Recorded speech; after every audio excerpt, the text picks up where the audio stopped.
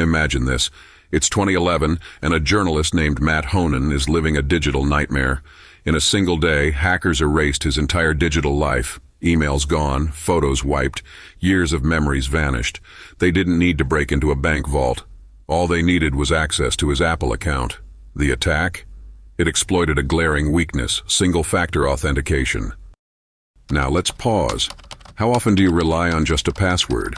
You've probably heard the warnings. Use strong, unique passwords. Never reuse them. But here's the truth. Even the strongest password is a sitting duck if it's your only line of defense. Enter two-factor authentication, the unsung hero of modern digital security. The concept isn't new. In fact, you've already experienced it. Think back to the last time you withdrew money from an ATM. You needed two things, your bank card and your PIN. Lose one, and the other is useless. That's two-factor authentication in action, a combination of something you have and something you know. In the digital world, it's often something you know, like your password, paired with something you have, like a smartphone app or a one-time code sent to your email. It's a simple idea with profound implications. But let's dig deeper. Why does it matter so much? Because passwords alone are shockingly easy to compromise. A leaked database, a phishing scam, or even a brute force attack can hand over your keys to the kingdom.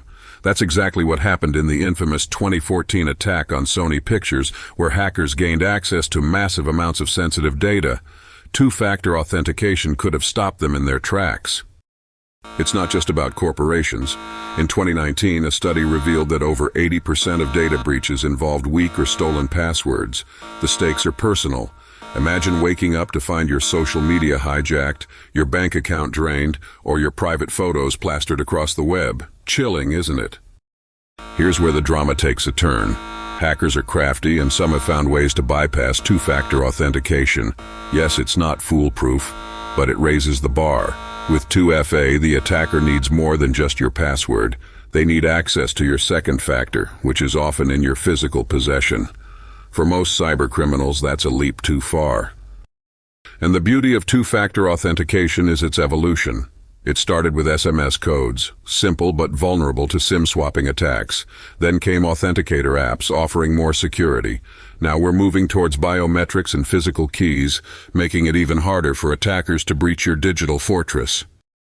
Still skeptical? Let me leave you with this. Two-factor authentication isn't a luxury, it's a necessity. In a world where cyber attacks grow more sophisticated by the day, it's one of the simplest, most effective steps you can take to protect yourself. Think of it as locking not just your front door, but also your safe. Mat Honan learned this lesson the hard way.